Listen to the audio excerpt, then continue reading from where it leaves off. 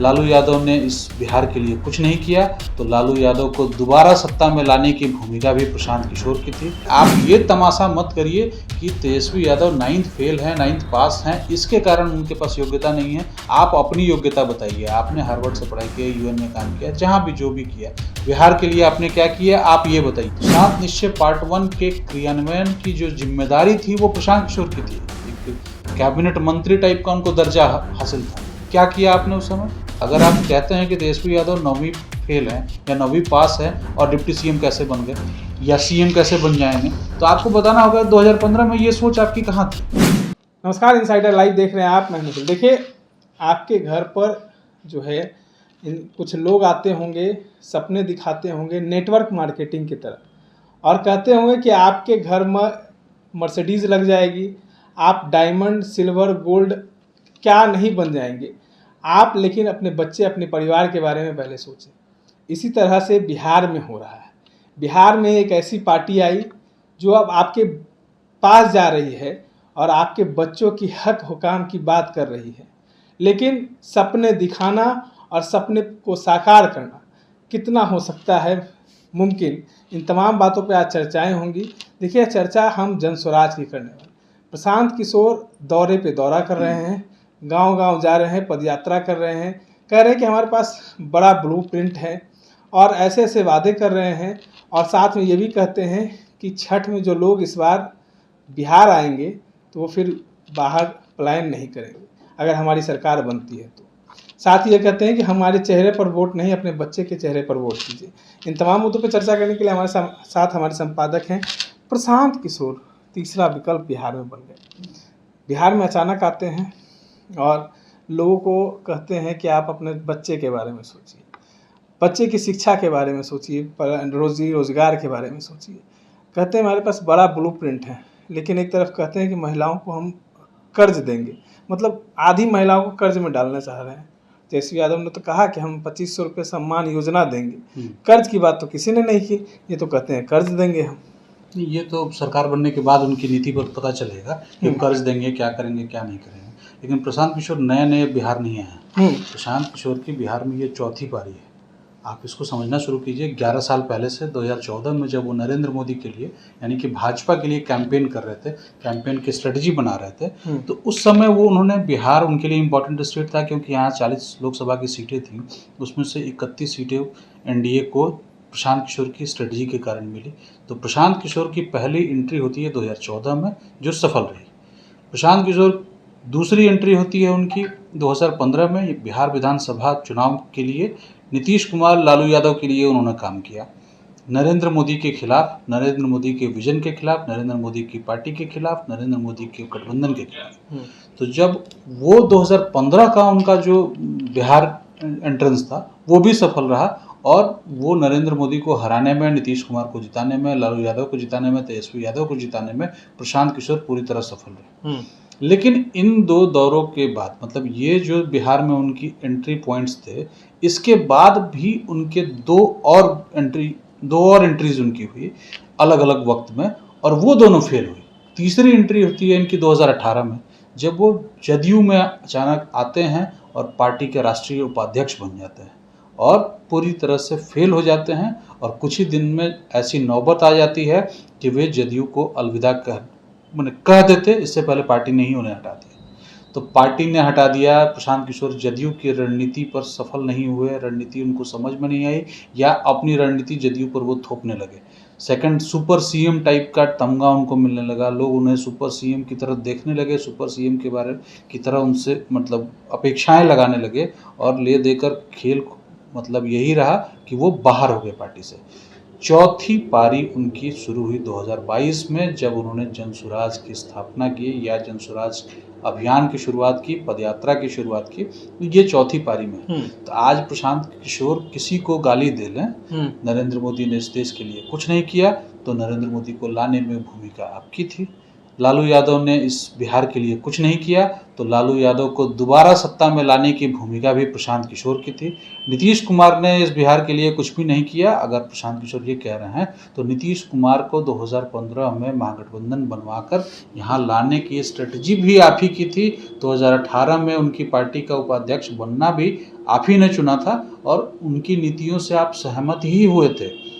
नहीं सहमत होते तो आगे नहीं बढ़ते, ये हम मान के चलते। नहीं, आपने कहा कि रणनीतिकार है। रणनीतिकार क्या, तमाम पार्टी जब से है, जदयू में गए तो जदयू सिमट कर 43 पे आ गए, लेकिन उसके अपोजिशन में महागठबंधन की देखिए स्ट्राइक रेट अच्छी रही है राजद की। क्या ये सही से रणनीति भी बना पा रहे हैं? क्योंकि जहाँ जहाँ ये रहते हैं वहाँ सीटों की कम आ जाता है। लेकिन ऐसा नहीं है कि सीटें इनके रहने के कारण कम आ जाती हैं, इनके छोड़ने के बाद कम आ जाती, ये इशू है ही नहीं। आज प्रशांत किशोर विशुद्ध पॉलिटिशियन है, तो वो ये कहें कि हम एक ऐसी वैकल्पिक राजनीति देंगे जिसमें बिहार का विकास का मॉडल ये होगा, वो होगा, ऐसे होगा, वैसे होगा। आप 30 साल 35 साल मत गिनाइए। आप ये मत कहिए कि लालू यादव बहुत खराब आदमी है, तेजस्वी यादव क्या कर लेगा, तेजस्वी यादव 9वीं फेल है, पास है, उसमें मत जाइए ना। वो बिहार की जनता जानती है और आप एक बार उसको जस्टिफाई कर चुके हैं, क्योंकि आप ही की बनाई हुई रणनीति के आधार पर जब चुनाव जीतने वाला महागठबंधन 2015 में उसी तेजस्वी यादव को डिप्टी सीएम बनाता है, तब आप भी खुश थे। तो आज आप वो उस समय भी तेजस्वी यादव 9वीं पास फेल ही थे, वो आप करते रहिए गुनागणित क्या है, लेकिन आप ये तमाशा मत करिए कि तेजस्वी यादव 9th फेल हैं, 9th पास हैं, इसके कारण उनके पास योग्यता नहीं है। आप अपनी योग्यता बताइए। आपने हार्वर्ड से पढ़ाई की है, यूएन में काम किया, जहाँ भी जो भी किया, बिहार के लिए आपने क्या किया, आप ये बताइए। 11 साल से आप हैं। 2015 में जब महागठबंधन ने चुनाव जीता था, तब बिहार के विकास के लिए 7 निश्चय योजना महागठबंधन की एक न्यूनतम साझा कार्यक्रम के तहत वो शुरू हुई। आज भी वो चल रहा है, 7 निश्चय पार्ट 2 चल रहा है। तो 7 निश्चय पार्ट 1 के क्रियान्वयन की जो जिम्मेदारी थी वो प्रशांत किशोर की थी। एक कैबिनेट मंत्री टाइप का उनको दर्जा हासिल था। क्या किया आपने उस समय? भाग गए यहाँ प्रचार करने, वहाँ प्रचार करने। आप स्थिर नहीं हैं तो आप दूसरे को अस्थिर न बताएं। आप भी अस्थिर नहीं है, आप अपनी बात करें। तो अपनी बात करने के अलावा प्रशांत किशोर सब कुछ कर रहे हैं, या हो सकता हो कि वो अपनी बात समझाने में जनता को सफल भी हो जाए, तो उसमें कोई कुछ नहीं कह सकता है। लेकिन आज की तारीख में यही है कि प्रशांत किशोर जिन लोगों को भी कोस रहे हैं, उन लोगों को राजनीति में स्थापित करने में या पुनर्स्थापित करने में उनकी एक भूमिका रही है। उस भूमिका के बारे में स्पष्टीकरण देना भी प्रशांत किशोर की ही जिम्मेदारी है और किसी की नहीं है। ये भी उनको बताना पड़ेगा। अगर आप कहते हैं कि तेजस्वी यादव 9वीं फेल हैं या 9वीं पास है और डिप्टी सीएम कैसे बन गए या सीएम कैसे बन जाएंगे, तो आपको बताना होगा 2015 में ये सोच आपकी कहाँ थी। अगर नीतीश कुमार का विकास आपको इतना ही साल रहा है कि इतना ही प्रॉब्लम है नीतीश कुमार में, तो आप 2005 से लेकर 15 तक के आधार पर आप उनको दोबारा जब सीएम बनाने के लिए चलते हैं, तो आपको ये बात समझ में नहीं है कि नीतीश कुमार अब खराब हो चुके हैं, अब वो जा चुके हैं, भाजपा के भरोसे थे, फलाना जो भी आज जितना आप कह रहे हैं उतना आपने उस समय क्यों नहीं सोचा? नहीं सोचा तो कम से कम आज कम से कम एक बार नहीं, आपको तो 2 बार माफी मांगनी पड़ेगी ना। 2 बार? हाँ, तो 2 बार माफी मांगनी पड़ेगी ना। एक बार भाजपा को आपने केंद्र में स्थापित कराया, आप ही का ये दावा है कि प्रधानमंत्री बनाते हैं, प्रधानमंत्री आपने नरेंद्र मोदी को बनाया, उसके बाद से तो भारत ने किसी और प्रधानमंत्री को देखा नहीं है। तो अगर आपने उन्हें बनाया है तो आपको ये माफी मांगिए पहले कि प्रशांत किशोर से ये गलती हो गई कि उन्होंने नरेंद्र मोदी को प्रधानमंत्री बनाने के लिए अपना कंधा लगाया। ये शान से कहते हैं ना कि हमने इतने राज्यों के मुख्यमंत्री को बनने के लिए कंधा लगाया और वहीं से पैसे आ रहे हैं, जिससे जन स्वराज अभियान चल रहा है और सारी बातें। तो आपने नीतीश कुमार को भी मुख्यमंत्री बनाने के लिए कंधा लगाया है, आपने तेजस्वी यादव को उप मुख्यमंत्री बनने के लिए कंधा लगाया है। तो इन तीनों चीज़ों के लिए आप पहले माफी मांगे। मतलब 20 सालों का जो बात करते हैं कि प्रशांत किशोर जंगल राज मंगल राज, वो प्रशांत किशोर ने उसे कंधा लगाया नहीं तो किया ही ना।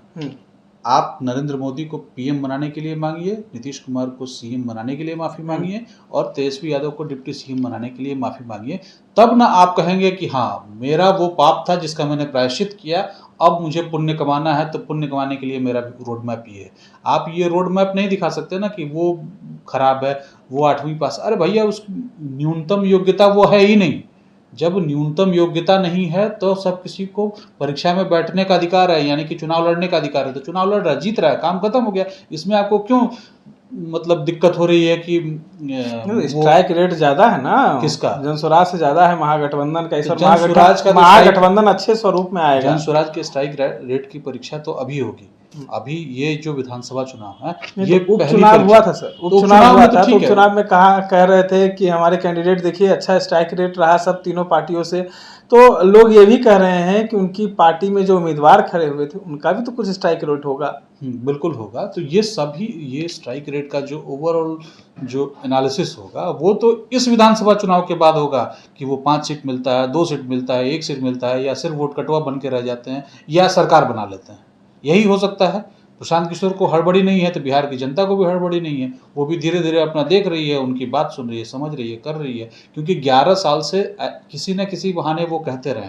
पहले वो बीजेपी के कैंपेनर के तौर पर परोक्ष रूप से कहते हैं, फिर 2015 में तो वो खुलकर सब कुछ पहले से सबको पता था, उनके बारे में सब लोग जान चुके थे, बिहार की जनता भी जान चुकी थी, उनकी कैंपेनिंग स्टाइल को जान चुकी थी। 2018 में जो वो जदयू के उपाध्यक्ष, राष्ट्रीय उपाध्यक्ष बन जाते हैं, तब भी लोगों ने उनकी बात सुनी। प्रशांत किशोर ने पटना यूनिवर्सिटी के छात्र संघ इलेक्शन में क्या क्या किया है यहाँ सबको पता है। इसी पटना यूनिवर्सिटी वीसी रेसिडेंस पर से गाड़ी निकलते समय एबीवीपी जो मतलब भाजपा से उसके जो छात्र संगठन है वो जुड़ा हुआ है, जो एबीवीपी के कार्यकर्ताओं ने उन पर पत्थर बरसाए, उनकी गाड़ी का शीशा फोड़ा और कैसे जैसे तैसे पुलिस उन्हें निकाल कर ले गई। किस कारण से ले गया? तो प्रशांत किशोर अब बिहार के लिए नए नहीं है, उनके अलग अलग रूप को बखूबी देख लिया है। चुनाव का मैनेजमेंट वो कैसे करते हैं, पार्टियों के साथ उनके क्या संबंध है क्या नहीं है। वो दोबारा गठबंधन बनवाना, महागठबंधन बनवाना चाहते थे, ये राबड़ी देवी ने कहा है। अच्छा, राबड़ी देवी ने ये कहा था? जी, ये कहा था, लालू यादव ने कहा था, लेकिन ये राबड़ी देवी के जिद के कारण वो महागठबंधन नहीं बना, ये बात राबड़ी देवी ने कही है। तो प्रशांत किशोर की जितनी भी पॉलिटिकल मतलब जो स्टेप्स हो सकते थे वो पहले ले चुके हैं और सबने उनको देखा है और आकलन उसके हिसाब से उनका हुआ है। तो अब जो होगा वो असली होगा, फुल एंड फाइनल होगा कि 2025 में जनसुराज कितनी सीट लाता है, कितने वोट ले आता है, कितने लोगों को हराता है, कितने अपने लोगों को जिताता है, ये सब कुछ अब क्लियर होगा। चलिए, तमाम बातों को सुन रहे थे, अब देखना होगा कि जनता जो है इस बिहार विधानसभा चुनाव में जनसुराज पर कितना विश्वास करती है। इस तरह के तमाम अपडेट्स के लिए बने रहे इनसाइडर लाइव के साथ। धन्यवाद।